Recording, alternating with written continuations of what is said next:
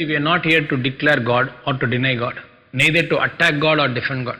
Let us first understand with clarity what is God. And above all, who is God, where is God, why we need God. This is a simple understanding which will make us not to fight in terms of God either within us or with someone. Unless we don't get into this, it is not going to make any difference in any aspect of life. Because it's a fundamental reality. God has never created human being with partiality. Is it very simple? God has never created a human being with partiality. If that is the case, Hindu God must have created only Hindus.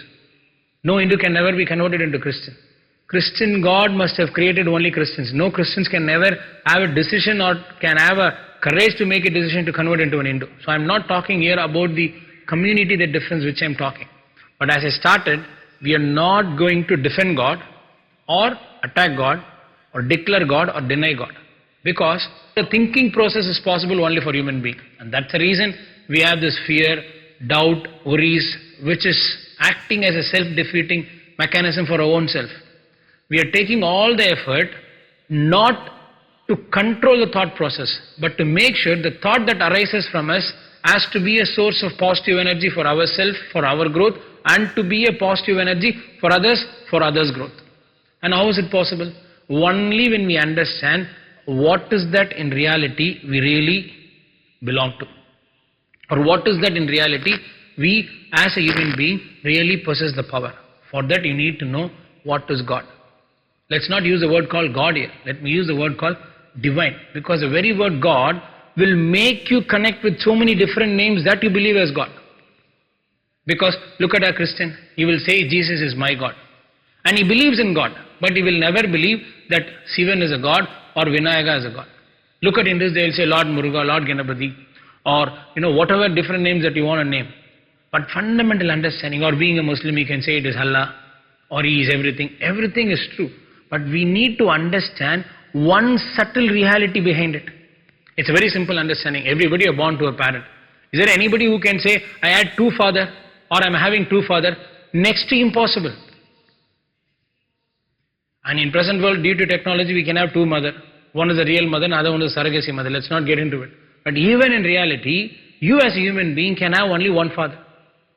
Is there any possibility you can say, no, I had two father? It is next to impossibility. In the same way, how is that we as a human being, created by a creator, can be a two creator?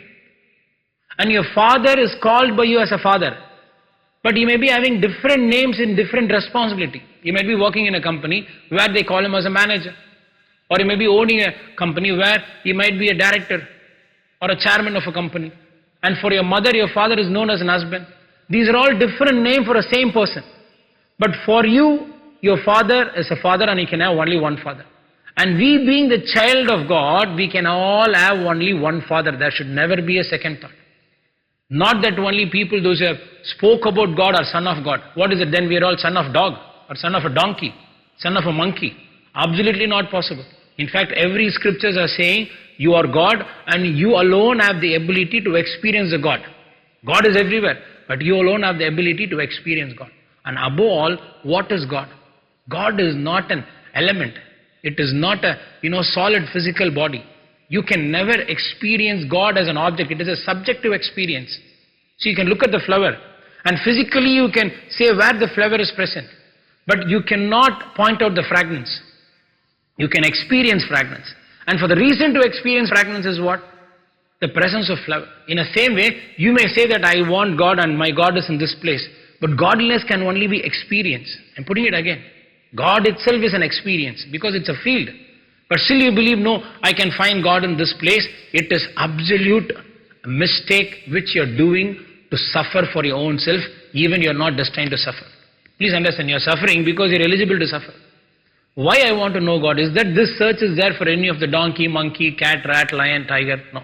Because they don't know what is suffering. They know pain. They don't know what is suffering. Suffering is entirely different from pain.